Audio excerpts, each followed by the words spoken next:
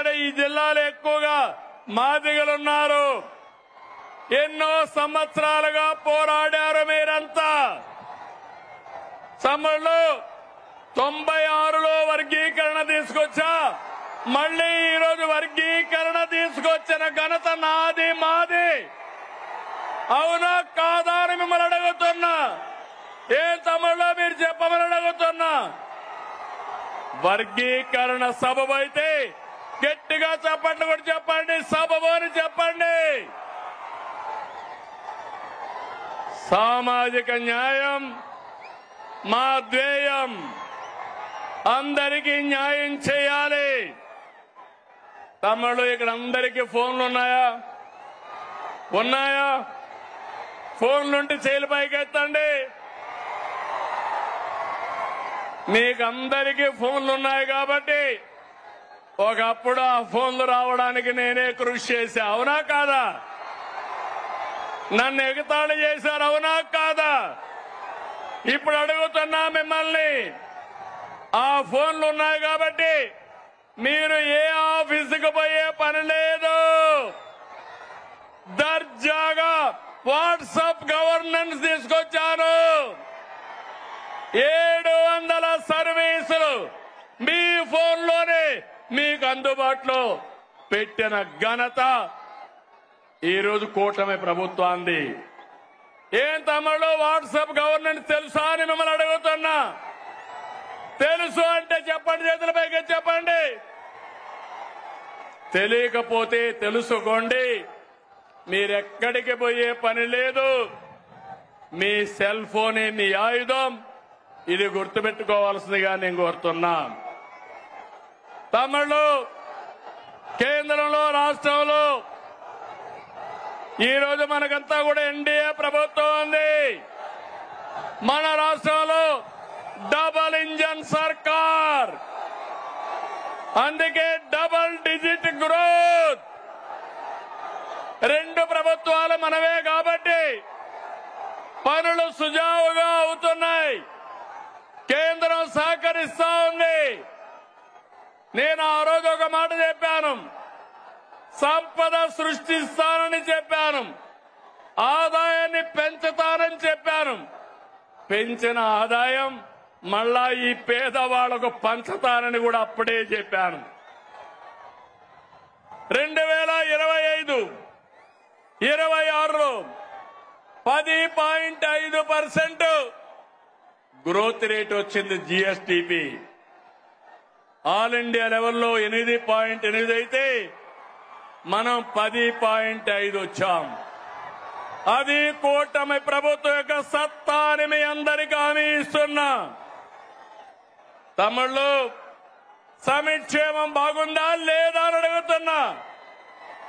అభివృద్ధి బాగుందా లేదా అని అడుగుతున్నా. గుంతలు పూడ్చామా లేదా అని అడుగుతున్నా. ఈ 2 జరుగుతా ఉంటే వైఎస్ఆర్ కాంగ్రెస్ పార్టీ ఉనికిని కోల్పోతున్నారు. అందుకే ఫేక్ రాజకీయాలతో ప్రజల్ని మోసం చేయాలని చూస్తున్నారు. ప్రభుత్వ కార్యక్రమాల్ని అడ్డుకోవాలని ప్రయత్నం చేస్తున్నారు.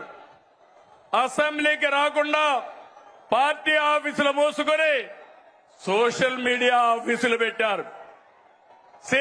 సిద్ధమని ఎగిరిపడ్డారు.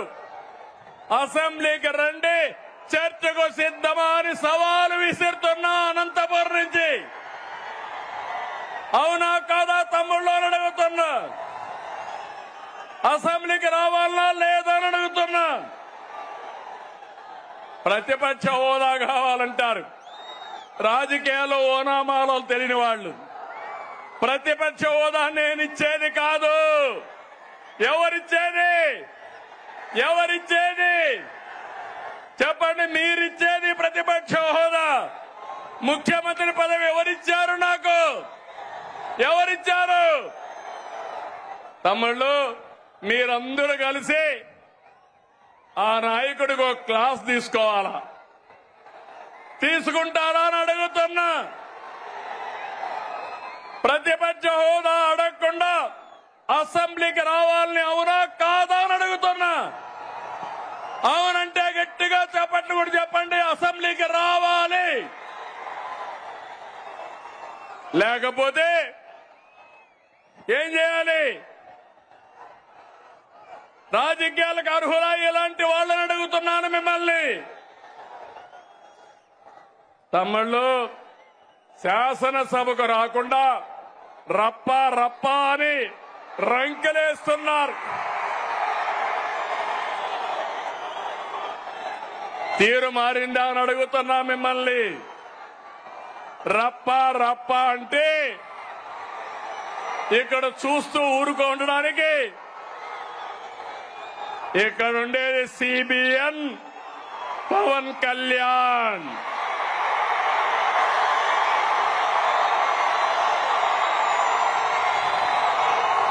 సోషల్ మీడియాలో పోస్టులు పెట్టి ఆడబిడ్డల్ని అవమానిస్తే ఖబర్దార్, జాగ్రత్తగా ఉండండి. అవమానించిన 5 నిమిషాల్లో మీ చొక్కా పట్టుకునే మా పోలీసు సిద్ధంగా ఉంటారు.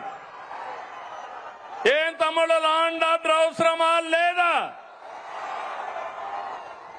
ఆడబిడ్డల్ని గౌరవించాలా లేదా? ఆడబిడ్డల్ని అవమానించే వాళ్ళని శిక్షించాలా లేదా అని మిమ్మల్ని అడుగుతున్నా. అవును అంటే గట్టిగా చెప్పండి అవునని. వచ్చి చూసి నేర్చుకోమంటున్నా. పులివెందల ఒంటెమిట్ట ఉప ఎన్నికల్లో ఏం జరిగింది తమ్ముళ్ళు చూశారు. ఏం చేశారు? రప్ప రప్ప అని ఆడిచ్చారా లేదా అని నేను అడుగుతున్నా. బెండు తీశారు. ఈ విషయం గుర్తుపెట్టుకోవాలి. ప్రజాస్వామ్యంలో హింసా రాజకీయాలు చేస్తే ఇక్కడ సిబిఎన్ ఉన్నాడు. మీరు ప్రపంచంలో ఎక్కడ దాక్కున్నా దోషులను తీసుకొచ్చి చట్టం ముందు నిలబెట్టే బాధ్యత నాదని మరొకసారి హామీ ఇస్తున్నా.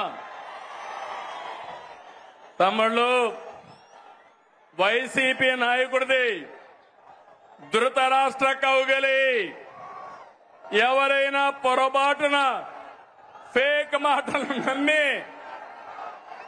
యామారితే ధృతరాష్ట్ర కౌగిలికి బలైపోతారు. 5 ఏళ్లు అయిపోయామా లేదా అని మిమ్మల్ని అడుగుతున్నా. 5 ఏళ్లు మీ ముఖంలో నవ్వు చూసావా అని అడుగుతున్నా. ఈరోజు స్వేచ్ఛనిచ్చామా లేదా అని మిమ్మల్ని అడుగుతున్నా. అవునంటే గట్టిగా చెప్పండి అవునని. తమ్ముళ్ళు, రాయలసీమ తెలుగుదేశం ఆవిర్భావంతోనే సీమ ప్రజల జీవితాల్లో మార్పు వచ్చింది.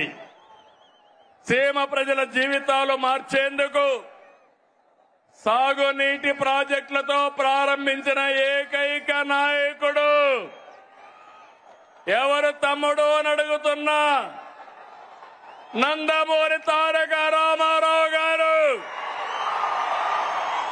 అవునా కాదా? అవును అంటే గట్టిగా చెప్పట్లు కూడా చెప్పండి అవునని. హంద్రీ నీవ, గాలేరు నగరి, తెలుగు గంగా తెలుగుదేశం పార్టీ హయాంలోనే వచ్చాయి. సీమ పల్లెల్లో ఫ్యాంక్షన్ అంతం చేసిన, సీమకు నీళ్లు ఇచ్చిన ఆ ఘనత మనది. అవునా కాదా అని మిమ్మల్ని అడుగుతున్నా. ఈ సంవత్సరాలు రాయలసీమలో వర్షాలు పడలేదు.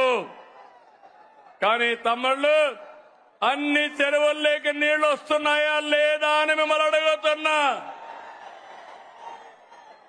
అందుకే మీ అందరికీ గుర్తుంటుంది, సీమ మారుతుందని మొన్న ఎన్నికల కంటే ముందుగా అన్ని సభల్లో చెప్పాను.